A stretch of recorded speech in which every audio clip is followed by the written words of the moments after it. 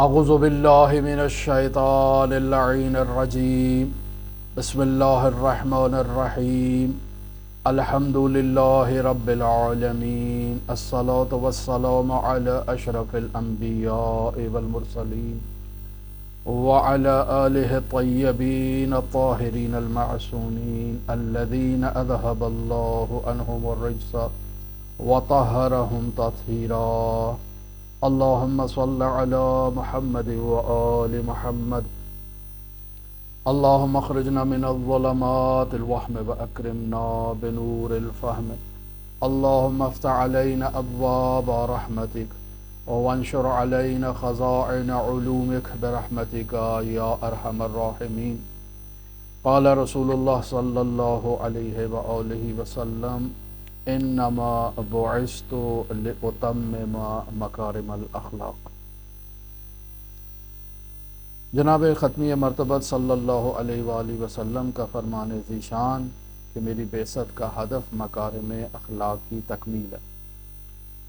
لہٰذا مکارم اخلاق کو جاننے کے لیے ملا احمد ناراقی کی کتاب معراج السعادہ کو موضوع گفتگو قرار دیا۔ مختلف مراحل سے ہماری گفتگو گزرتے ہوئے صاحب یقین کی علامات پر پہنچی تھی کہ وہ انسان جسے یقین حاصل ہو جاتا ہے اس کی کیا علامات ہیں۔ کل ہم نے پہلی علامت بیان کی آپ کی خدمت میں، اور آج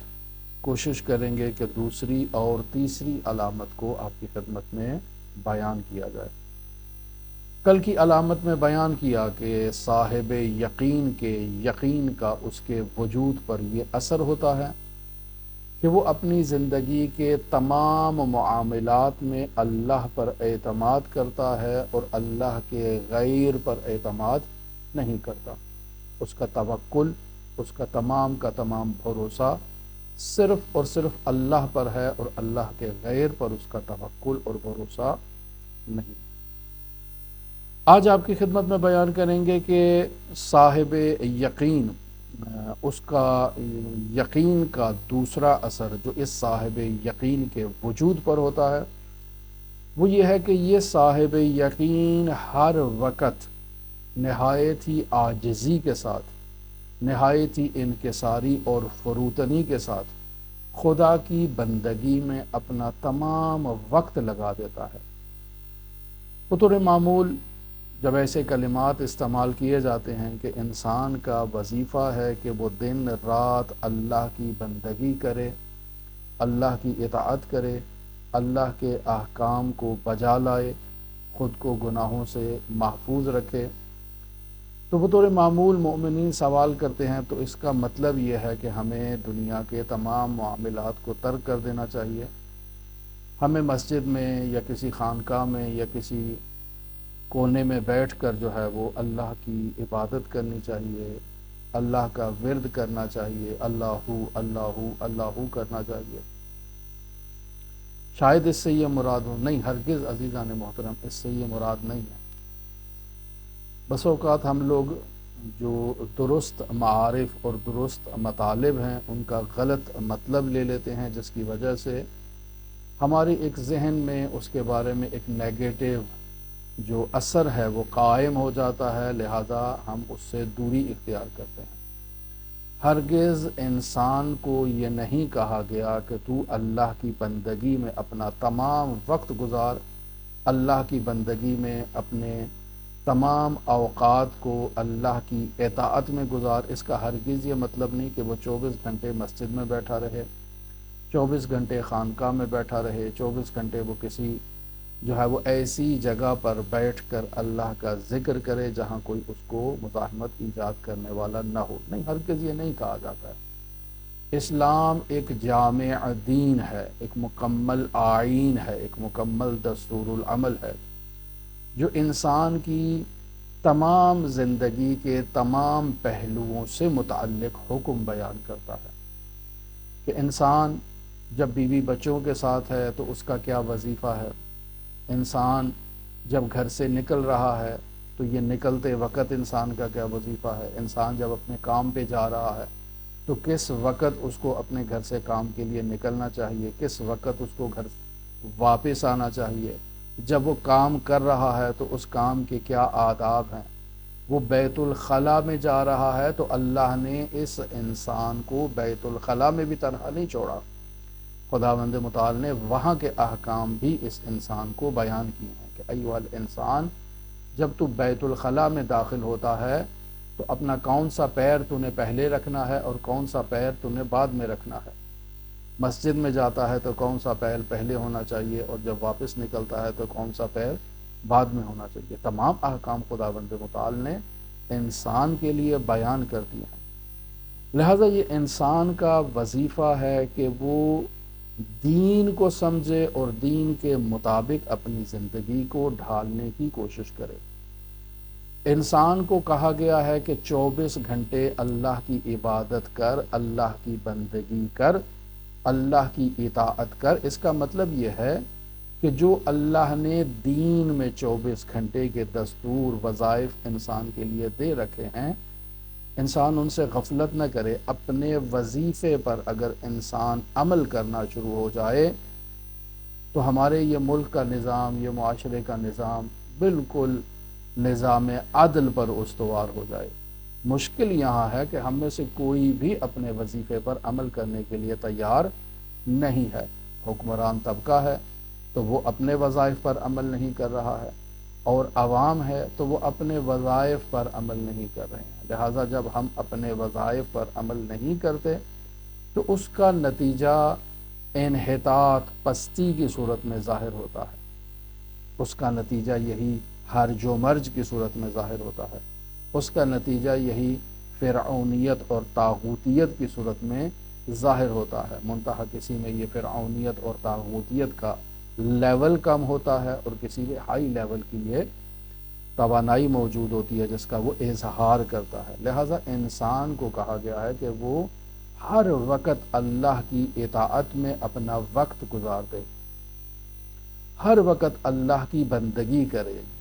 ہر وقت اللہ کی بندگی کا مطلب یہ نہیں ہے کہ وہ ہر وقت نماز پڑھے، نہیں، یہ جو وہ اپنے بیوی بچوں کے لیے رزق حلال کمانے کے لیے گھر سے باہر نکل رہا ہے، یہ اللہ کی بندگی ہے۔ الکاسب حبیب اللہ، یہ جو اللہ کے لیے روزگار کے لیے، معیشت کے لیے باہر نکلا ہے، یہ اللہ کا حبیب ہے، اللہ کا دوست ہے۔ اسے فقط نیت یہ کرنا ہے کہ میں اللہ کے تقرب کے لیے، اپنے بیوی بچوں کے رزق حلال کے لیے جد و جہد کے لیے جا رہا ہوں، اور اللہ کا تقرب اس کے مد نظر ہونا چاہیے۔ اس کاروبار میں جو کاروبار کر رہا ہے وہ حلال ہونا چاہیے، اس کے فقہی قوانین، فقہی قواعد، فقہی احکام، اس کے مطابق اس کو وہ کام کرنا چاہیے۔ جو جا رہا ہے، جو واپس آ رہا ہے، اس ایاب اور ذہاب میں جو دعا اس کو بیان کی گئی ہے اس دعاؤں کو وہ پڑھے، جو ذکر اس کو کرنا چاہیے جو اس کے وظائف میں سے ہے، جو اس کو عطا کیا گیا ہے، جو اس کو اس کے استاد نے تعلیم دیا ہے یا اس کو امام نے تعلیم دیا ہے، وہ اس ذکر کو انجام دے۔ وہ اپنے تمام اوقات کو اللہ کی بندگی میں مصروف رکھ سکتا ہے اور ذرہ بھر بھی اس کی زندگی میں خلل نہیں ہوگا۔ یہ آج کل آپ دیکھیں معاشرے میں سیاسی سرگرمیاں انجام دی جاتی ہیں، تو کیا یہ دین کے خلاف ہے؟ نہیں، دین سیاست سے جدا نہیں ہے، لیکن سیاست اللہ کے احکام کے مطابق ہونی چاہیے، اللہ کی تعلیم کے مطابق ہونی چاہیے، مظلوم کو اس کا حق دلانے کی خاطر ہونی چاہیے، ظالم کو ظلم کرنے سے روکنے کے لیے ہونی چاہیے۔ لہٰذا ہم میں سے 99% جو ہے وہ حرام میں مبتلا ہے۔ کیوں؟ کیونکہ ہم دوسروں کے حقوق کو پامال کرتے ہیں۔ یہ دیکھیں آپ معاشرے میں کیسے وہ افراد جو سرکاری ملازم ہیں، گورنمنٹ سرونٹ ہیں، گورنمنٹ ملازم ہیں، کیسے وہ دوسروں کے حقوق کو پامال کرتے ہیں۔ جس شعبے سے بھی تعلق رکھتے ہیں وہ کوشش کرتے ہیں کہ کہیں نہ کہیں وہ اپنا کھانچا لگائیں، اپنا جو ہے نا وہ حرام کا لقمہ اپنے گھر میں لے کر جائیں۔ جب وہ حرام کا لقمہ اپنے گھر لے کے جاتے ہیں تو ان کی اولاد اس لقمہ حرام کو کھانے سے فاسد ہو جاتی ہے، یہ بلا استثناء تمام وہ افراد۔ اور اسی طرح سے جس شخص کو بھی یہ موقع ملتا ہے کہ کہیں نہ کہیں وہ جو ہے وہ حرام میں مبتلا ہو جائے، کہیں نہ کہیں وہ اپنے لیے سہولت ایجاد کر لے، ایسی سہولت جس کی اسلام اجازت نہیں دیتا ہے، وہ انسان دیکھیں کیسے اس سہولت کو اپنے لیے ایجاد کرنے کی کوشش کرتا ہے۔ کسی کے لیے بجلی چوری کرنے کا موقع فراہم ہوتا ہے تو وہ بجلی چوری کرتا ہے، کسی کے لیے جو ہے وہ حکومتی واجبات، جو حکومتی وظائف ہیں اس کے ذمے جو اس نے ادا کرنا ہے، چاہے وہ ٹیکس کی صورت میں ہے، چاہے وہ کسی بھی صورت میں ہے، جو اس کے اپنے ایک عام شہری کے وظائف میں سے جو اس کا وظیفہ قانون نے وضع کیا ہے، چونکہ قانون نے وضع کیا ہے اور قانون اسلامی اسٹیٹ اور اسلامی ریاست کا، لہٰذا محترم ہے اور اس پر عمل کرنا جو ہے وہ اس کا وظیفہ بنتا ہے، شرعی وظیفہ بنتا ہے، جیسے یہ ٹریفک کے قوانین ہیں۔ لہٰذا آپ دیکھیں کیسے جس کو جہاں موقع ملتا ہے وہ ان سے فرار کرنے کی کوشش کرتا ہے، ان سے بھاگنے کی کوشش کرتا ہے۔ تو یہ درواقع ہم میں سب میں یہ کہیں نہ کہیں جو ہے وہ ایک شیطانی عمل پوشیدہ ہے، جس کے ذریعے سے ہم اللہ کی جو ہے وہ قوانین کی حکم عدولی کرتے ہیں، اللہ کے قوانین کو پامال کرتے ہیں، جس کے نتیجے میں معاشرہ فاسد ہو جاتا ہے، اور پھر ہم دوسروں پر انگلی اٹھاتے ہیں کہ وہ ایسا کیوں کر رہا ہے، وہ پولیس والا ہے تو وہ ایسا کیوں کر رہا ہے، وہ جج ہے تو وہ ایسا کیوں کر رہا ہے، وہ وزیر ہے تو وہ ایسا کیوں کر رہا ہے، جبکہ میں اپنے گریبان میں جھانک کر نہیں دیکھ رہا ہوں کہ میرے وجود میں یقیناً ایسا کوئی پست عمل موجود ہے کہ جس کی وجہ سے ایسے حکمران اور ایسے جو ارباب اقتدار ہیں وہ میرے اوپر مسلط کیے گئے ہیں۔ لہٰذا اگر ہم میں سے ہر فرد انفرادی طور پر اپنی اصلاح کا سلسلہ شروع کر دے تو آپ دیکھیں گے کہ آہستہ آہستہ معاشرہ خود بخود جو ہے وہ اصلاح کی طرف گامزن ہوگا۔ لہٰذا میں اپنے وظیفے پر عمل کروں، اور میرے وظائف میں ایک وظیفہ یہ بھی ہے کہ میں امر بالمعروف کروں، جہاں دیکھ رہا ہوں کہ غلط ہو رہا ہے میں آواز اٹھاؤں۔ آج کل تو آواز اٹھانے پر بندہ اٹھا لیا جاتا ہے، لیکن یہ آواز اٹھانا ہم سب کا شرعی وظیفہ ہے۔ لہٰذا اگر تمام معاشرہ اپنے اس شرعی وظیفے پر عمل کرتے ہوئے جو غلط ہو رہا ہے اس کو غلط کہے اور جو صحیح ہے اس کی تعریف کرے، جو اللہ نے اس کا وظیفہ مقرر کر رکھا ہے اس وظیفے کو ادا کرے، تو آپ دیکھیں کیسے جو ہے وہ مدینہ فاضلہ بن جاتا ہے یہ سرزمین اسلام۔ لہٰذا انسان کا یہ دوسرا وظیفہ ہے کہ اگر وہ صاحب یقین ہے تو وہ کسی کا خوف نہیں کھائے گا۔ کل آپ کی خدمت میں بیان کیا امام جعفر صادق کی حدیث کہ جس میں حضرت یقین کی حد بیان کر رہے تھے کہ یقین کی حد یہ ہے کہ صاحب یقین اللہ کے ہوتے ہوئے کسی سے خوف زدہ نہیں ہوگا۔ یہ مثلا پولیس والا ہے، یہ فوج والا ہے، یہ وزیر ہے، یہ مشیر ہے، یہ باڈی گارڈ ہے، یہ فلاں ہے، یہ فلاں ہے، یہ بینک والا ہے، یہ مجھے قرضہ نہیں دے گا، یہ مالک مکان ہے، میں اس کا اگر امر بالمعروف کروں گا تو یہ مجھے مکان سے نکال دے گا۔ تو کسی چیز میں بھی انسان اللہ کے علاوہ کسی سے خوف زدہ نہیں ہوتا۔ اگر ہمارا معاشرہ اپنے انہی وظائف پر عمل کرے جو خداوند متعال نے انسان کے ذمے لگائے ہیں، تو آپ دیکھیں کیسے ہمارا معاشرہ مدینہ فاضلہ بن جائے گا۔ لہٰذا یقین کی دوسری علامت یہ ہے کہ انسان ہر وقت نہایت ہی عاجزی کے ساتھ، نہایت ہی انکساری اور فروتنی کے ساتھ اللہ کی بندگی میں لگا رہتا ہے، یعنی اپنے 24 گھنٹے اللہ کی عبادت میں اور اللہ کی اطاعت میں اپنا وقت گزارتا ہے۔ اللہ کے احکام جو انبیاء کے ذریعے سے اور خاتم الانبیاء کے ذریعے سے، ائمہ کے ذریعے سے، علماء اور فقہاء کے ذریعے سے بیان کر دیے گئے ہیں، انسان کا وظیفہ ہے ان احکام کی اطاعت کرے۔ انسان کا وظیفہ ہے کہ وہ خود کو گناہوں سے محفوظ رکھے۔ انسان کا وظیفہ ہے کہ وہ اپنے دل میں صرف اور صرف اللہ کی یاد کو رکھے اور اللہ کے غیر کو، اجنبی کو اپنے دل میں داخل ہونے کی اجازت نہ دے۔ انسان کا وظیفہ ہے کہ وہ اپنی زبان پر ہر وقت اللہ کے ذکر کو جاری رکھے۔ یعنی اللہ کے ذکر کو جاری رکھنا اس کا یہ مطلب نہیں کہ صرف اور صرف اللہ اللہ اللہ کرتا رہے، بلکہ انسان جو بول رہا ہے وہ اللہ کی اطاعت میں بولے تو یہ اللہ کا ذکر ہے۔ انسان جو گفتگو کر رہا ہے اس گفتگو میں انسان ان اصولوں کی رعایت کرے جو اسلامی آداب میں اور اخلاقیات میں بیان کر دیے گئے ہیں، جو مکارم اخلاق کی تکمیل کے لیے خاتم الانبیاء بیان کر گئے ہیں، تو یہ اللہ کی عبادت ہے۔ انسان گفتگو کر رہا ہے، غیبت نہیں کرتا ہے، تہمت نہیں لگاتا ہے، بہتان تراشی نہیں کرتا ہے، انسان جو ہے وہ اللہ کے احکام کی اطاعت اسی انداز میں اگر کرے تو اس کی زبان پر صرف اور صرف اللہ کی حمد ہی جاری ہوگی۔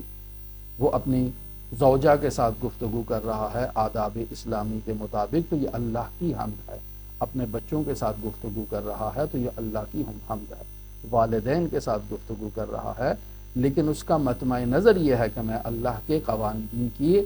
مطابق اور اس فریم ورک میں جو اللہ نے مجھے بتایا ہے اس کے مطابق میں اپنے گھر میں زوجہ کے ساتھ بات کروں گا، بچوں کے ساتھ بات کروں گا، اپنے دوست احباب کے ساتھ بات کروں گا، اپنی سیاسی پارٹی کے افراد سے بات کروں گا، اپنے ووٹر سے بات کروں گا، اپنے سپورٹر سے بات کروں گا، اس فریم ورک کے مطابق جو اللہ نے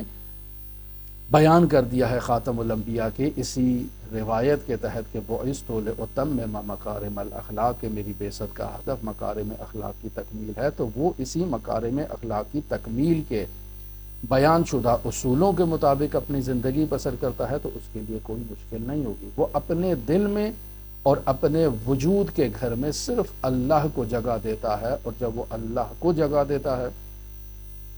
تو اس کا مطلب ہے وہ کسی سے خوف زدہ نہیں ہے، اور اللہ کے احکام کی اطاعت کرتے ہوئے وہ اپنا فردی وظیفہ بھی انجام دے رہا ہے، معاشرتی وظیفہ بھی اللہ کے حکم کے مطابق جو ہے وہ انجام دے رہا ہے۔ لہٰذا حضرت امام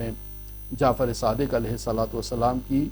مشہور و معروف حدیث ہے جسے جامع الاخبار نے بھی نقل کیا ہے، دوسری کتابوں میں بھی موجود ہے، کہ حضرت فرماتے ہیں القلب حرم اللہ، دل اللہ کا حرم ہے،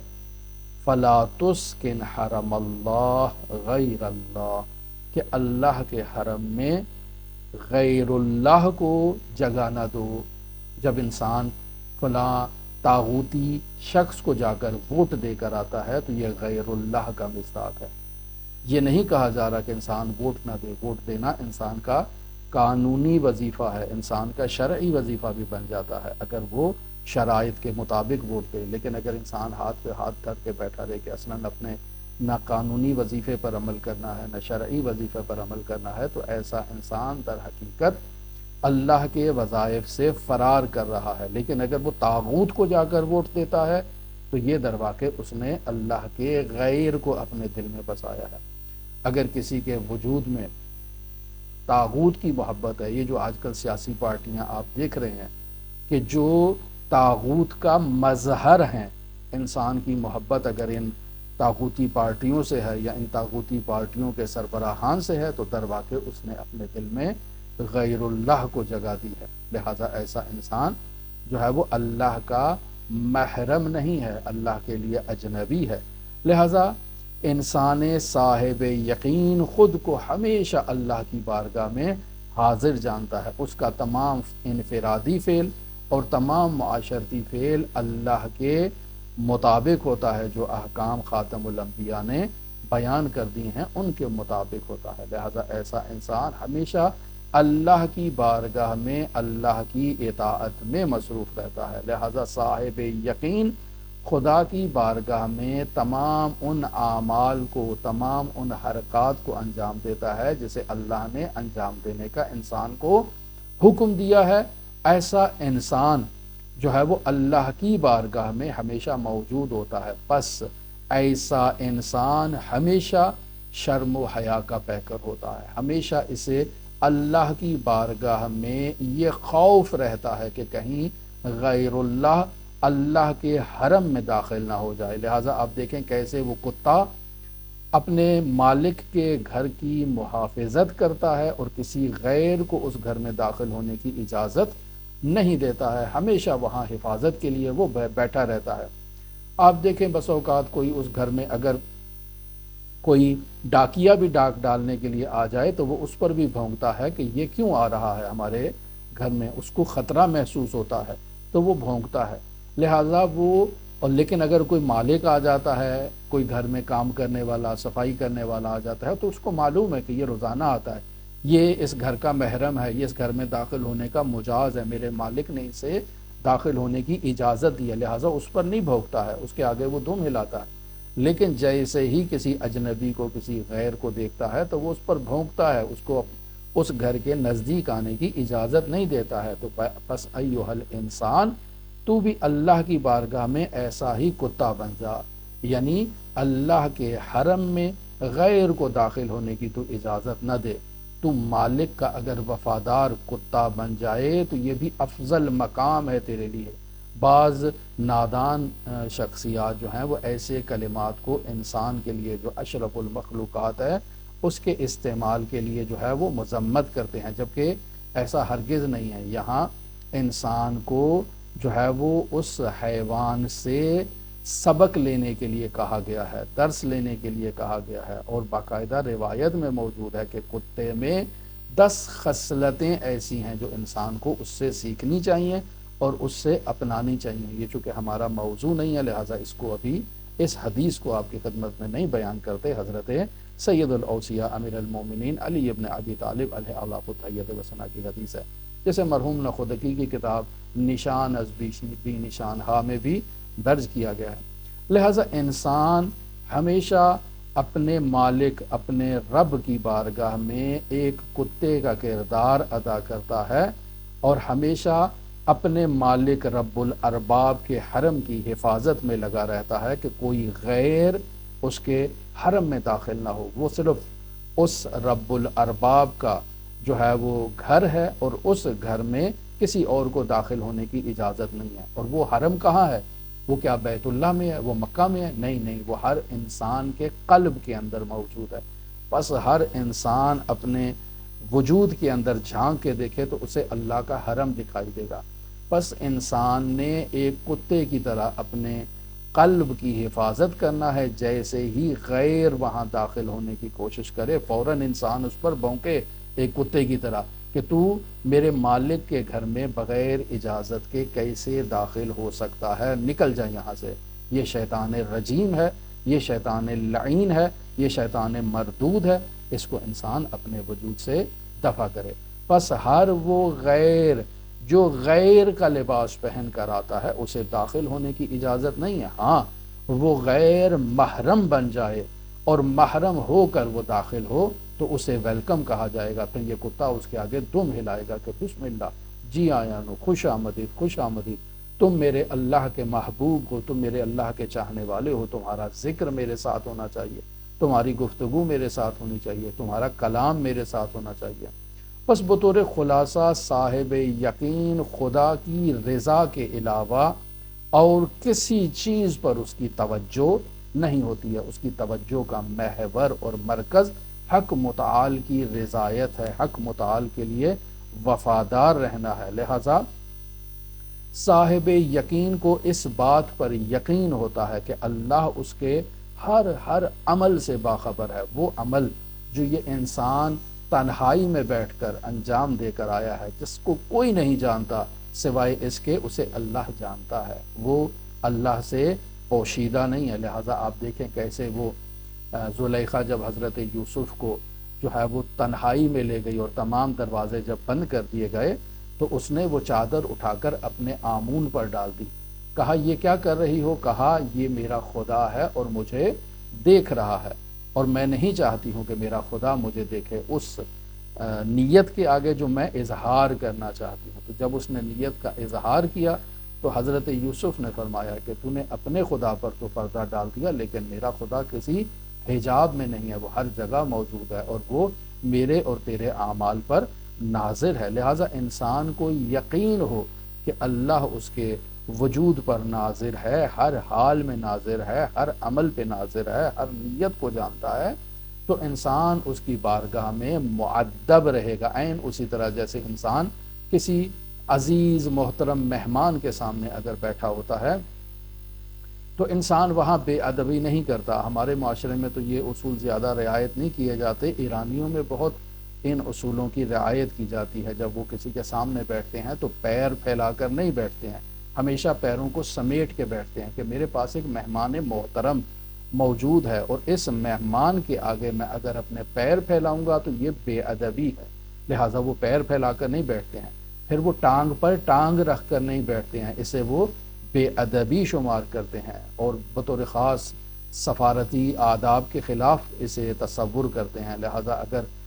شخصیات کے آگے جو ہے وہ اس طرح سے کوئی بے ادبی کا اظہار کرے تو وہاں عوام تنفر کا اس سے اظہار کرتی ہے۔ جیسے مثلا رہبر معظم عظیم الشان شہید، ان سے ملنے کے لیے اگر کوئی سیاسی شخصیت آتی ہے اور وہ ٹانگ پہ ٹانگ رکھ کے بیٹھ جاتی ہے تو یہ بے ادبی شمار کیا جاتا ہے کہ وہ کیوں ایسے بیٹھا ہے، یہ سفارتی آداب کے خلاف ہے، اسے اسی انداز میں بیٹھنا چاہیے جیسے اس کا میزبان بیٹھا ہوا ہے۔ لہٰذا ہمارے ہاں چونکہ ان چیزوں کی رعایت نہیں کی جاتی، چونکہ ہم نے مکارم اخلاق کو پڑھا ہی نہیں ہے۔ انسان اپنے مہمان کے آگے جو ہے وہ ٹانگ پہ ٹانگ رکھ کے بیٹھ جائے، یہ بے ادبی ہے اور بہت ہی واقعاً برا اسے سمجھا جاتا ہے۔ لیکن ہمارے معاشرے میں ان چیزوں کی، ان آداب کی رعایت نہیں کی جاتی ہے اور نہ ہی ان کو بے ادبی سمجھا جاتا ہے۔ لہٰذا انسان اس بات پر متوجہ ہو کہ اللہ اس کے اعمال سے باخبر ہے، اللہ اس کو دیکھ رہا ہے، اور ہر عمل کا اللہ کی بارگاہ میں حساب لیا جائے گا، اللہ کی بارگاہ میں ہر عمل کے بارے میں اس سے سوال کیا جائے گا، اور اطاعت کا مقام ہمیشہ جو ہے وہ اس کے سامنے اطاعت ہونی چاہیے۔ یعنی وہ انسان جو ان تمام باتوں پر یقین رکھتا ہے وہ ہر وقت اللہ کی بارگاہ میں مطیع اور فرمان بردار ہوتا ہے، اس لیے وہ ہر نعمت پر اللہ کا شکر ادا کرتا ہے۔ اللہ کا شکر ادا کرنا اور اللہ کی مخلوق کا شکر ادا کرنا یہ صاحب یقین کا وظیفہ اور وطیرہ ہوتا ہے۔ من لم یشکر المنعم من المخلوقین لم یشکر اللہ عز و جل، جس نے مخلوقات کا شکریہ ادا نہیں کیا اس نے اللہ کا شکریہ ادا نہیں کیا، اور ہر مخلوق کا شکریہ ادا کرنے کا طریقہ متفاوت ہے۔ انسان اس طریقے کو سیکھے کہ کیسے کسی کے ساتھ پیش آتے ہیں، کیا آداب ہیں، کیا طریقہ کار ہے۔ یہ آداب کہاں سے سیکھے جاتے ہیں؟ استاد کے سامنے کیسے بیٹھنا ہے، شاگرد کے ساتھ کیسے گفتگو کرنی ہے، استاد کے ساتھ کیسے کلام کرنا ہے، ان کے آداب ہیں، سب روایات میں بیان کیے گئے ہیں۔ لیکن ان آداب کی رعایت ہم اسی وقت کریں گے جب ہم ان مکارم اخلاق کو صاحبان اخلاق سے، معلمین اخلاق سے سیکھیں۔ لیکن ہم خود ہی اگر معلم بن جائیں، خود ہی اگر ہم استاد بن جائیں تو پھر تو یقینی بات ہے کہ ہم ان چیزوں کو نہیں سیکھیں گے۔ بس اللہ کا شکر ادا کیسے کرنا ہے یہ انسان کو آنا چاہیے، انسان کو مخلوق کا شکر ادا کیسے کرنا ہے یہ آنا چاہیے انسان کو۔ اور پھر جب اللہ کی جانب سے انسان پر کوئی مصیبت نازل ہوتی ہے تو یہاں انسان کا وظیفہ ہے کہ وہ اس مصیبت پر صبر و تحمل کا مظاہرہ کرے اور اس مصیبت کو بھی اللہ کی جانب سے دیکھے، اور انسان اس پر اللہ کا جو ہے وہ شاکر ہو، اللہ کی بارگاہ میں دعا کرے کہ اے میرے پروردگار یہ مصیبت جو آئی ہے یہ تیری جانب سے ہے اور میں اس پر تیرا شکر گزار ہوں، لیکن اے میرے پروردگار مجھے اس مصیبت سے نکال دے۔ یہ مصیبت اور یہ آزمائش اگر میرا تیری بارگاہ میں مقام بڑھا نہیں سکتی تو میرے پروردگار اس آزمائش کو مجھ سے ختم فرما، اور اگر یہ میرے درجات میں اضافے کا باعث بن رہی ہے تب انسان اللہ کی بارگاہ میں دعا کرتا ہے کہ اے میرے پروردگار اس مصیبت کا تسلسل فرما۔ لیکن بس اوقات عزیزان محترم بعض انسان ایسے ہیں کہ جنہیں مصیبت کا اور خوشی کا جو فرق ہے وہ محسوس نہیں ہوتا ہے، یعنی خوشی کے وقت انہیں کون سے احساسات اور کون سے جذبات اور کون سا رویہ اپنانا ہے یہ انہیں معلوم نہیں ہے، یا مصیبت کے وقت انہیں کس انداز میں اظہار حزن کرنا ہے انہیں اس چیز کا علم نہیں ہے۔ یہ ایک دفعہ انسان جو ہے وہ تربیت کے مراحل میں موجود ہے، ایک بچہ ہے، اسے ان چیزوں کا علم نہیں ہے کہ کس وقت اسے خوشحال ہونا ہے، کس وقت اسے غمگین ہوتا ہے۔ یہ در واقع یہ بھی ایک آموزش ہے، یہ بھی ایک تربیت ہے جو والدین اپنے بچوں کو تربیت دیتے ہیں کہ بھئی آپ کے دادا کا انتقال ہو گیا ہے، آپ کے جو ہے وہ فلاں عزیز کا انتقال ہو گیا ہے، تو آپ کو اس مصیبت کے اظہار کے لیے کیسے اظہار کرنا ہے۔ اگر والدین نے یہ اولاد کو نہیں سکھایا تو والدین کل کو اولاد سے شکوہ نہیں کر سکتے کہ بھئی آپ نے اس مصیبت کا اس انداز میں جو ہے وہ اظہار نہیں کیا ہے۔ یہ والدین کی ذمہ داری ہے۔ اسی طرح سے خوشی کا اظہار، بعض خاندانوں میں یہ چیزیں سکھائی جاتی ہیں بچوں کو کہ مثلا بیٹا تم نے جانا ہے تو سب سے پہلے سلام کرنا ہے، اب تم نے جانا ہے بالفرض کسی کی تعزیت میں جا رہے ہو تو تم نے کالے کپڑے پہن کر جانا ہے تاکہ تم عزادار دکھاؤ، تم نے وہاں جانا ہے تو سب کو تم نے جو ہے وہ کہنا ہے کہ یہ اللہ کا حکم تھا، امر ربی تھی، یا تم نے وہاں جا کر جو ہے وہ حمد و سورہ کی قرأت کرنی ہے۔ یہ وہ آداب ہیں جو سکھائے جاتے ہیں، تو یہ جیسے ہی والدین کی جانب سے سکھائے جائیں، اور والدین اگر آداب حزن و آداب سرور اولاد کو سکھاتے ہیں تو پھر ان کی آگے سے ان سے توقع ہونی چاہیے کہ اولاد اسی طرح سے اس کا مظاہرہ کرے۔ لیکن ایک دفعہ عزیزان محترم انسان جب تربیت کے مراحل سے عبور کر رہا ہوتا ہے تو وہ ان احساسات کو جانتے ہوئے بھی جو ہے وہ اس کے وجود سے ان احساسات کا جو ہے وہ خاتمہ ہو جاتا ہے، وہ نہیں سمجھتا ہے کہ یہ کیا چیز ہے۔ بس اوقات انسان جو ہے وہ شدت غم میں اظہار غم کو بھول جاتا ہے، یعنی غم ہے، بہت شدت کا اس پہ غم لاحق ہوا ہے، یعنی بہت ہی کو قریبی عزیز فوت ہو چکا ہے، لیکن اب اس قدر صدمہ اس کے اوپر آ چکا ہے کہ وہ اس کا اظہار نہیں کرنا جانتا۔ وہ اب حزن میں ایسی حرکتیں انجام دے گا کہ آپ سمجھتے ہیں کہ شاید یہ جو ہے وہ دیوانہ ہو گیا ہے، یہ کیا ہو گیا ہے، اس کو ابھی رونا چاہیے، اس کو ابھی عزا کا اظہار کرنا چاہیے، کالے کپڑے پہننے چاہیے جیسے ہمارے معاشرے میں کیا جاتا ہے، لیکن یہ نہیں ہے، یہ نارمل زندگی گزار رہا ہے، کھا رہا ہے، پی رہا ہے، جو ہے وہ اپنے کاموں سے کام لگائے ہوئے ہے، لیکن اس کو اس چیز کا احساس نہیں ہو رہا ہے۔ کیوں احساس نہیں ہو رہا ہے؟ کیونکہ اس کے اندر شدت غم آ چکا ہے، اور اس شدت غم کی وجہ سے وہ اس قدر غلبہ اس کا ہو چکا ہے کہ وہ اس کے احساسات پر بھی غالب آ چکا ہے، اب اس کو اظہار نہیں کر سکتا۔ یا اسی طرح سے مسرت کے ایام میں، یعنی انسان جو ہے وہ شدت سے اس کو خوشی آئی ہے تو اب اس کو خوش ہونا چاہیے، لیکن وہ رو رہا ہے، اس کی آنکھوں سے آنسو جاری ہو رہے ہیں۔ اب آپ اس سے پوچھو بھئی یہ تو آنسو جاری کرنے کا موقع نہیں ہے، تو وہ کہیں گے یہ خوشی کے آنسو ہیں۔ یہ ہمارے معاشرے میں بطور معمول آپ نے یہ سیکھا ہوگا، خوشی کے آنسو تو ہم تصور کر لیتے ہیں، لیکن غم کی کیفیت میں انسان کا ایسی حرکتیں کرنا کہ جو خوشی سے متعلق ہوں، جس سے انسان دیکھ کر کہے کہ یہ محزون نہیں ہے، یہ درواقع اس پر بھی شدت غم کی کیفیت ہے، لیکن چونکہ ہم اس چیز کو محسوس نہیں کر رہے۔ سیر و سلوک میں، سلوک اللہ میں بھی انسان کی بسا اوقات ایک ایسی کیفیت ہوتی ہے کہ انسان خوشی اور غمی کی کیفیت کو محسوس نہیں کرتا ہے۔ جیسے مرحوم ہاشم حداد موسوی سے متعلق کتاب روح مجرد میں یہ کیفیات ذکر کی گئی ہیں کہ مثلا ان کی بیٹی کا انتقال ہوتا ہے، یا بیٹی تھی یا بیٹا بھی اس وقت دقیق مجھے ذہن میں نہیں ہے، وہ بچے کا انتقال ہوتا ہے تو ان کے جو سسر ہیں وہ بہت شدید رو رہے ہیں، گریہ کر رہے ہیں، اور آنکھوں سے فوارے کی طرح آنسو جاری ہیں، لیکن یہ بالکل نارمل ہیں اور ان کو کسی قسم کی غمی کا احساس نہیں ہو رہا ہے۔ یہ تمام اپنے نارمل کام جو زندگی کے کرتے تھے یہ اس کو انجام دے رہے ہیں، اور وہ ان کو کہہ رہے ہیں کہ یہ کس قدر جو ہے نا وہ میرا داماد جو ہے وہ کس قدر سخت جان ہے، کس قدر سخت دل کا مالک ہو چکا ہے کہ اسے اپنی اولاد کے مرنے کا غم نہیں ہے، اور یہ اس غم کو نہیں منا رہا ہے، اور یہ اس طرح سے نالمر جو ہے وہ زندگی بسر کر رہا ہے۔ یہ عزیزان محترم ایک عارف کی زندگی میں بس اوقات ایسی کیفیت آتی ہے کہ نہ تو وہ بہجت کو محسوس کرتا ہے اور نہ ہی حزن کی کیفیت کو محسوس کرتا ہے۔ جب وہ اس مرحلے سے عبور کر جائے تو پھر وہ اس کیفیت کو محسوس کرتا ہے۔ یہ جیسے ان کے بارے میں یہ چیز ذکر ہے کہ جب حضرت سید الشہداء کے ایام عزا آتے تھے تو وہ غمگین نہیں ہوتے تھے، نارمل زندگی بسر کیا کرتے تھے، اور اکثر لوگوں نے اس پر جو ہے وہ بعد میں ان پر اعتراض کیا کہ یہ ایسا کیوں تھا۔ یہ اس وقت ان کی ایک کیفیت تھی، لیکن بعد میں جب وہ اس کیفیت سے عبور ہوئے تو عام آدمیوں کی طرح، عادی انسانوں کی طرح جو ہے وہ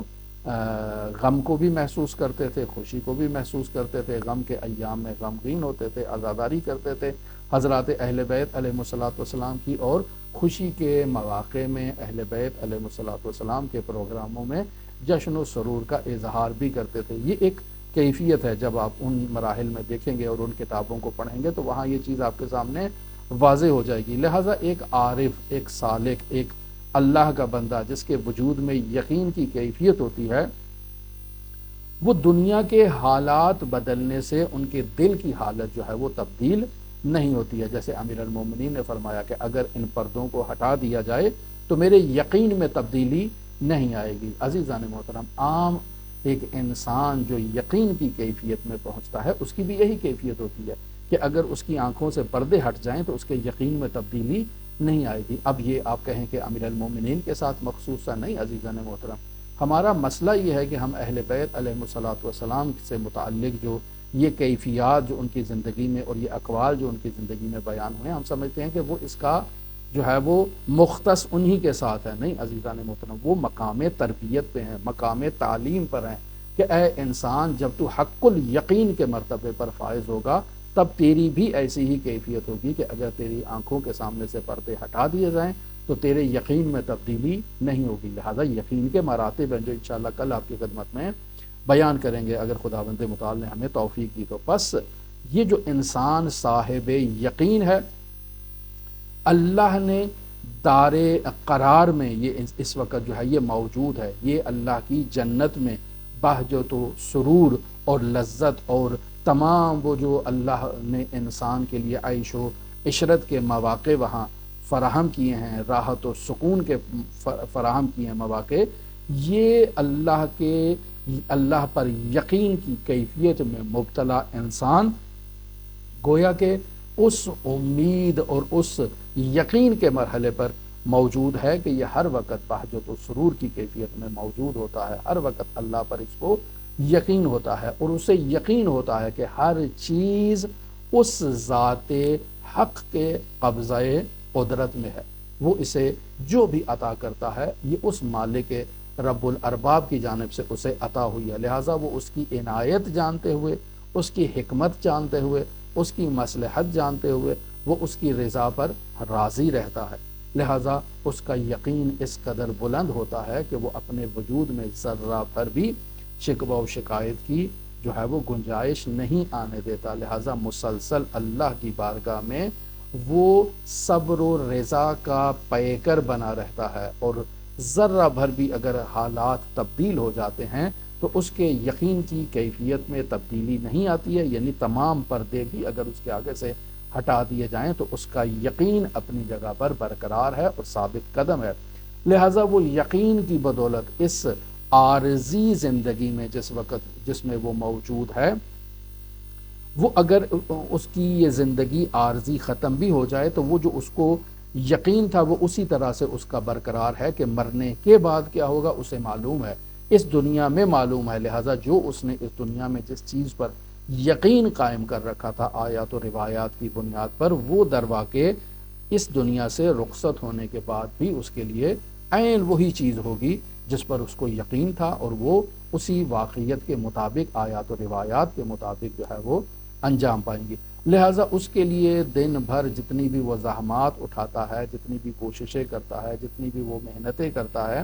اور ان کوششوں اور محنتوں کے دوران جو ہے وہ بس اوقات حزن اور اندوہ کی اس کے اوپر کیفیت طاری ہوتی ہے، لیکن ان تمام مراحل میں اس کا یقین بالکل خداوند متعال پر اسی طرح سے ثابت قدم رہتا ہے، لہٰذا دنیا کی پستی کے بارے میں، دنیاوی نعمتوں کے فانی ہونے کے بارے میں اسے یقین ہوتا ہے کہ اللہ کی یہ جو دنیا ہے یہ کچھ صبا کے لیے ہے، کچھ اوقات کے لیے ہے، اور اس کے بعد اس میں ختم ہو جانا ہے، یہ جو اللہ نے مجھے نعمتیں دی ہیں یہ کچھ اوقات، کچھ لمحات کے لیے، اللہ نے ان نعمتوں کے ذریعے سے میری آزمائش کی ہے اس دنیا کے اندر، اگر وہ لے لے گا ان کا ہونا بھی آزمائش ہے اور ان کا چھن جانا بھی اس کی جانب سے اللہ کی آزمائش ہے، لہٰذا ایسا انسان اس دنیاوی متاع کے اوپر جو ہے وہ اپنا جو ہے وہ زیادہ بھروسہ نہیں کرتا ہے کہ اس نے دی ہے تو انسان اس پر راضی ہے، وہ لے لے گا تو انسان اس پر بھی راضی ہوگا، ایسے موقع میں وہ جزا و فضا نہیں کرتا ہے، حزن کا اظہار نہیں کرتا ہے، وہ جو ہے وہ زیادہ بیتابی کا اظہار نہیں کرتا ہے، بلکہ اللہ کی بارگاہ میں اس قدر یقین کے مرتبے پر فائز ہوتا ہے وہ انسان کہ وہ ہر حالت میں اللہ پر جو ہے وہ اس کا شکر گزار ہے۔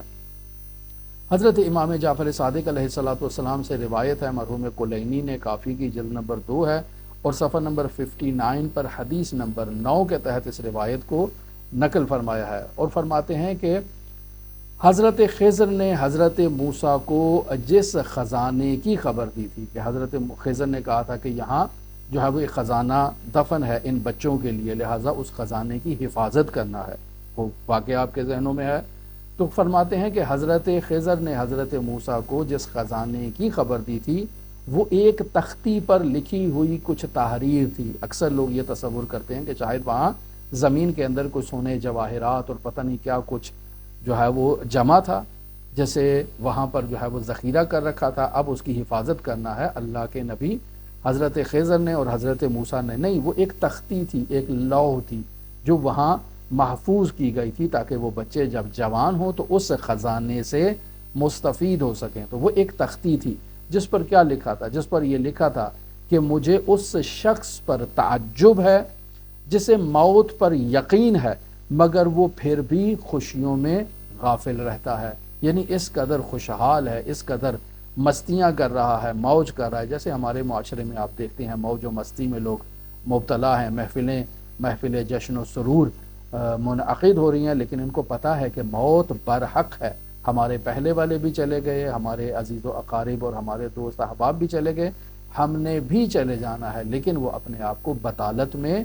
گزار رہے ہیں اپنا وقت۔ تو بس تعجب ہے اس شخص پر جسے موت پر یقین ہے لیکن وہ غافل ہے اور اپنی زندگی کو غفلت میں گزار رہا ہے۔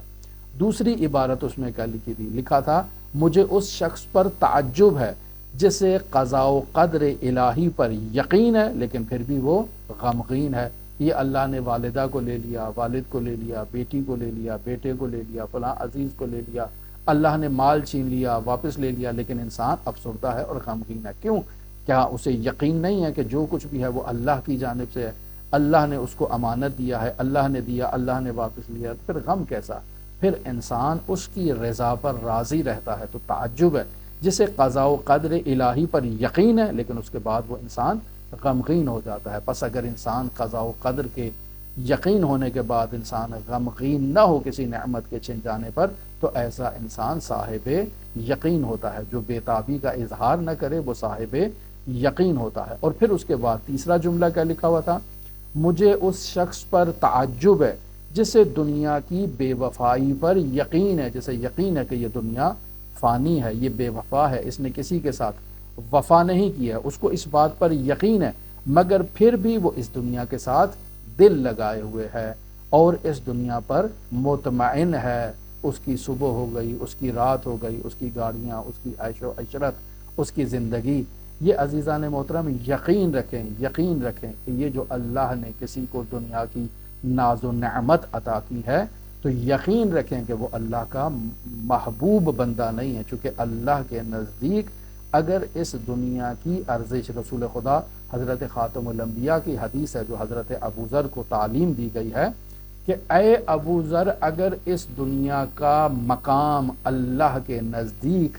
ایک مچھر کے پر یا ایک مکھی کے پر کے برابر ہوتا تو یقین جانو ابو ذر اللہ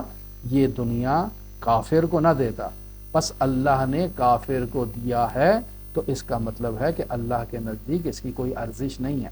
اتنی بھی ارزش نہیں کہ ایک مچھر کے پر کا وزن کیا جائے تو اس دنیا کو دوسرے طرف ترازو پر رکھا جائے تو اللہ کے نزدیک اس دنیا کی کوئی ارزش نہیں ہے۔ مکھی کے پر کے ساتھ تقابل کر لیا جائے تو وہ مکھی کا پر اللہ کے نزدیک قابل ارزش ہو سکتا ہے لیکن یہ دنیا قابل ارزش نہیں ہے۔ لہٰذا بسوں اوقات ہمارے اندر بعض لوگ جو ہیں وہ یہ دنیا کی ناز و نعمت کو دیکھ کر افسردہ ہو جاتے ہیں کہ اس کے پاس بہت اچھی گاڑی ہے، بہت اچھا ساز و سامان ہے، بہت اچھے گھر کے جو ہے وہ اسباب زندگی موجود ہیں، وہ ہر سال حج پہ چلا جاتا ہے، ہر سال زیارات پہ چلا جاتا ہے، اللہ نے اس کو بہت دیا ہے اور مجھے نہیں دیا ہے، انسان غمگین ہو جاتا ہے۔ اگر تو وہ اللہ کی دی ہوئی نعمات کو اللہ کے لیے استعمال کر رہا ہے تو اسے بھی شکر کرنا چاہیے، مجھے بھی شکر کرنا چاہیے، لیکن اگر وہ دنیا اس کے لیے باعث غفلت ہے تو یقین جانو کہ یہ دنیا قابل ارزش نہیں ہے اس کے لیے، جسے اللہ نے دیا اس کے لیے امتحان ہے۔ اور بعض لوگوں کو اللہ یہ دنیا دیتا ہے تاکہ وہ مزید اس دنیا میں غرق ہو جائیں، چونکہ وہ اللہ سے دور ہیں، انہوں نے اللہ کا انکار کیا ہے، اللہ مزید ان کو اسی جو ہے وہ تاریکی میں انہیں رکھنا چاہتا ہے کہ جو کچھ وہ اس دنیا میں استعمال کرنا چاہتے ہیں اللہ کی نعمات میں سے وہ استعمال کریں تاکہ قیامت کے دن وہ اللہ کی بارگاہ میں سوال نہ کریں کہ ہمیں یہ نہیں تھا، ہمیں وہ سہولت نہیں تھی، ہمیں وہ سہولت نہیں تھی۔ پس فرماتے ہیں کہ جو اللہ کی قدرت اور عظمت پر یقین رکھتا ہے وہ جنت کے بلند مقامات تک پہنچ جائے گا، اور اللہ کی عظمت اور قدرت کی بدولت صاحب یقین کے دل میں جو کیفیت ہوتی ہے، دہشت کی کیفیت ہوتی ہے۔ دہشت کی کیفیت ایک ایسی کیفیت ہے کہ جب ایک انسان عارف کے دل پر نور الہی کی تابش ہوتی ہے، اس کی کرنیں پڑتی ہیں، تو یہ سالک اور یہ عارف جو ہے وہ خود سے بے خود ہو جاتا ہے۔ جیسے آپ کہیں کہ مست ہو جاتا ہے، یا آپ کہیں کہ وہ بے خودی کے عالم میں ہے، جیسے اپنے اوپر جو ہے نا وہ ابھی کوئی اس کو اپنا احساس نہیں ہے، ایک ایسی کیفیت میں آ جاتا ہے۔ ایسی کیفیت کو دہشت کی کیفیت کہتے ہیں۔ لہٰذا صاحب یقین ہیبت کی کیفیت میں بھی مبتلا ہوتا ہے۔ ہیبت کی کیفیت کیا ہوتی ہے؟ کہتے ہیں عارف کا اللہ کے جلال کو اپنے قلب میں مشاہدہ کرنا۔ جب ایک عارف اللہ کے جلال کو اپنے قلب میں اور اپنے باطن میں مشاہدہ کرتا ہے تو یہ ہیبت میں اور ایک خوف میں جو ہے وہ اس سے مبتلا ہو جاتا ہے۔ وحشت کی کیفیت کیا ہوتی ہے؟ وحشت کی کیفیت کو آپ اس دنیا میں بھی محسوس کرتے ہیں۔ جیسے ہم تنہا کسی کونے میں کسی کمرے میں اگر بند ہوں تو وہاں کی تاریکی سے، وہاں کے سناٹے سے، وہاں کی خاموشی سے ہمیں وحشت ہوتی ہے۔ جیسے ایک انسان کو جو ہے وہ کال کوٹری میں جیل کے اندر ڈال دیا جائے، اس کو مہینوں مہینوں کسی سے ملنے نہ دیا جائے، کسی سے بات نہ کرنے دی جائے، تو وہ انسان جس کے دل میں اللہ کی لو موجود نہیں ہے، اللہ کی محبت موجود نہیں ہے، وہ وہاں وحشت میں مبتلا ہو جائے گا۔ لہٰذا اضطراب اور خشیت کی کیفیت جو ہے وہ ایک عارف کے اور ایک صاحب یقین کے دل میں پیدا ہوتی ہے۔ یہ اضطراب اور خشیت کی کیفیت جو ہے وہ معرفت جلال و عظمت الہی کے بارگاہ میں اس کے سامنے جو ہے وہ انسان کے وجود میں اس عظمت کو دیکھ کر اضطراب کی کیفیت ایجاد ہوتی ہے۔ اللہ رب العزت کی عظمت کو دیکھ کر ایک عارف کے دل میں جو ہے وہ خشیت کی کیفیت ہوتی ہے، اور انسان خاشع اللہ کی بارگاہ میں سجدہ ریز ہوتا ہے اور اللہ کی بارگاہ میں ساجد ہوتا ہے۔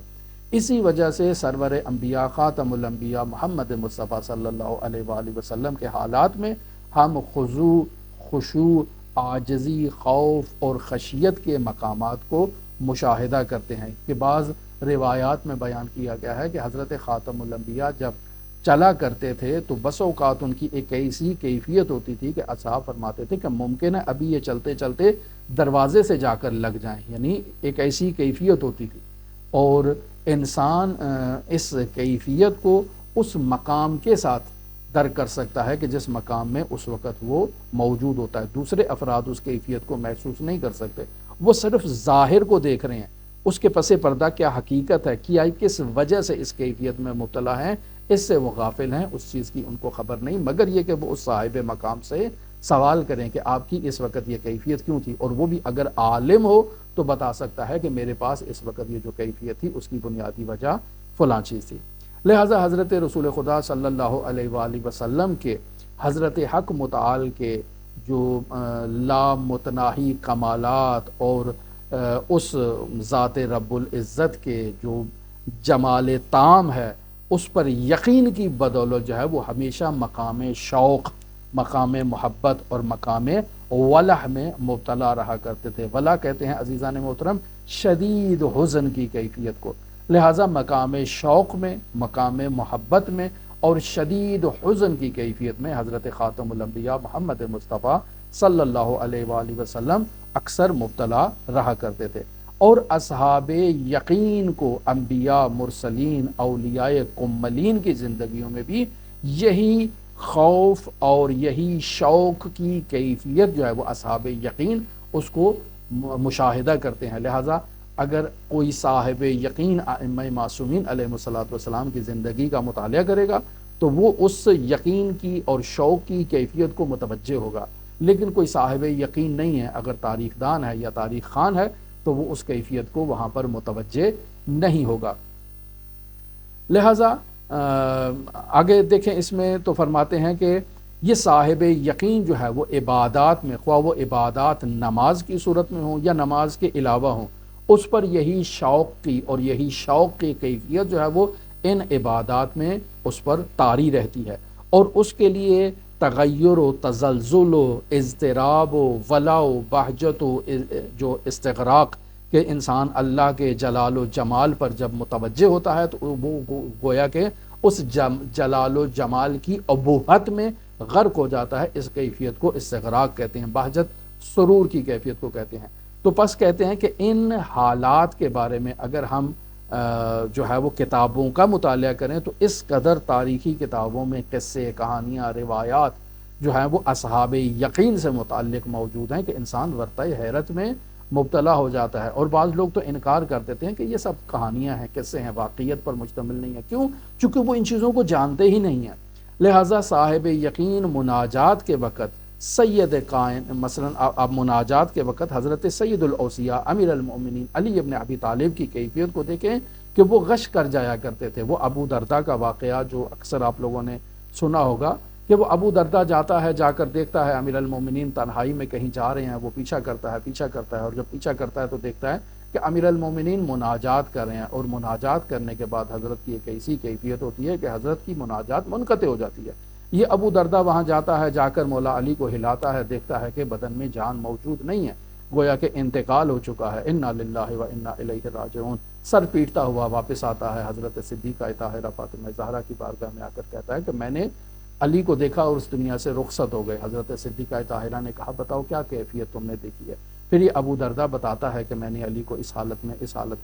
میں دیکھا۔ تو صدیقہ طاہرہ فرماتی ہیں اے ابو درداء، یہ علی کی ہر روز کی روٹین ہے، تم نے آج ایک عجیب چیز کو دیکھ لیا ہے۔ تو ایسے قصے، ایسے واقعات عزیزان محترم روایات میں بے پناہ موجود ہیں، لیکن چونکہ ہم ان باتوں سے اجنبی ہیں، ان چیزوں کو نہیں جانتے ہیں، لہٰذا ہمارے لیے یہ قصے، کہانیاں اور یہی چیزیں رہ جاتی ہیں۔ اور حضرت سید الاوصیاء کے جو ہے وہ یقین کا یہ عالم تھا کہ وہ خداوند متعال کی راز و نیاز و مناجات میں غش کر جایا کرتے تھے۔ یہ حضرت سید الاوصیاء کی نماز کی کیفیت کہ وہ نماز میں خود سے بے خود ہو جاتے تھے۔ وہ تیر کا واقعہ بھی آپ نے دیکھا ہوگا کہ حضرت کے قدم مبارک پر تیر لگا، اس تیر کو نکالنے کی کوشش کی گئی لیکن نہیں نکال سکے، کہا کہ ان کو نماز کی حالت میں تیر کو نکال دیا جائے۔ کیوں؟ چونکہ نماز میں یہ خود سے بے خود ہیں، اب یہ اس ذات رب العزت سے جڑے ہوئے ہیں، اس کی بارگاہ میں موجود ہیں، لہٰذا تیر نکالا گیا اور حضرت کو اس کا احساس تک نہیں ہوا۔ لہٰذا یہ درواقع تواتر کے ساتھ یہ واقعات جو ہیں یہ موجود ہیں کتابوں میں۔ البتہ ہم چونکہ ان چیزوں سے اجنبی ہیں لہٰذا ان چیزوں کا زیادہ ذکر نہیں کرتے ہیں۔ لہٰذا پھر آگے فرماتے ہیں کہ جسے خداوند متعال پر یقین ہو اور اس کی عظمت اور جلال پر یقین رکھتا ہو، اسے اپنے اسرار اور پوشیدہ رازوں کا انسان عالم جانتا ہو، اس کے لیے اللہ کی بارگاہ میں عبادت کے وقت قیام کرنا اور اس قیام کے دوران اس کا وحشت میں مبتلا ہونا، عاجزی میں مبتلا ہونا، اللہ کی بارگاہ میں شرمساری اور شرمندگی میں مبتلا ہونا کہ اے میرے پروردگار میں تیری عبادت کا حق ادا نہیں کر پایا ہوں۔ انسان درواقع ان چیزوں کو اللہ کی بارگاہ میں اظہار کرتا ہے اس انداز میں، اپنی عاجزی کا، اپنی خشیت کا، اپنی شرمندگی کا۔ جبکہ ہم دیکھتے ہیں کہ اگر کسی کو اس دنیا میں معمولی سا بھی مقام حاصل ہو جاتا ہے تو وہ اس اگرچہ وہ دنیاوی مقام پست ہے لیکن وہ اس دنیاوی مقام کی وجہ سے جو ہے وہ اس شخص سے جسے وہ مقام حاصل ہوا ہے اس کو وحشت ہوتی ہے۔ مثلا آپ دیکھیں کہ کوئی جو ہے وہ بڑا کوئی جو ہے وہ پولیس کا بڑا کوئی آفیسر ہے، خوب اس کو یہ آفیسر بنا ہے تو اس دنیا میں ایک عارضی پوسٹ اس کو ملی ہے، ایک عارضی مقام اس کو ملا ہے، لیکن کیسے ہم اس کے سامنے جھک کر ملتے ہیں، کھڑے ہو کر ملتے ہیں، اور کیسے اس سے عاجزی کا اظہار کرتے ہیں، کیسے اس کی عزت کرتے ہیں، اس کا احترام کرتے ہیں، اور کیسے گویا کہ اس سے خوف زدہ ہو جاتے ہیں۔ یہ درواقع ہمیں معلوم ہے کہ یہ آج اس کے پاس پوسٹ ہے، کل اس کے پاس پوسٹ نہیں ہوگی، لیکن ہم اس عارضی مقام کی وجہ سے اس کا اس قدر احترام کرتے ہیں، جبکہ صاحب یقین کا مقام کس قدر بلند ہے اور ہمیں اس کے لیے کوئی عزت و احترام ہمارے دلوں میں موجود نہیں ہے۔ آج کا درس معذرت چاہتا ہوں بہت لمبا ہو چکا ہے، اور ہم صاحب یقین کی علامات میں آج بھی صرف دوسری علامت کو آپ کی خدمت میں بیان کر سکے ہیں، تیسری علامت انشاءاللہ کل آپ کی خدمت میں بیان کی جائے گی۔ دعا گو ہیں خالق متعال کی بارگاہ میں ہم سب کو معارف نورانیہ اہل بیت سے ہمارے دلوں کو منور فرمائے، اور جو معارف ہمیں عطا کیے ان پر عمل کرنے کی ہمیں توفیق عطا فرمائے، ہم سب پر اپنی رحمتیں برکتیں نازل فرمائے، آفات و بلیات سے ہم سب کی حفاظت فرمائے، ہمارے مرحومین کو جوار رحمت میں جگہ عطا فرمائے۔ اللہم انی اسألک خیر ما سألک بہ عبادک الصالحون واعوذ بک مما استعاذ منہ عبادک المخلصون۔ اللہم صل علی محمد وآل محمد وعجل فرج قائم آل محمد۔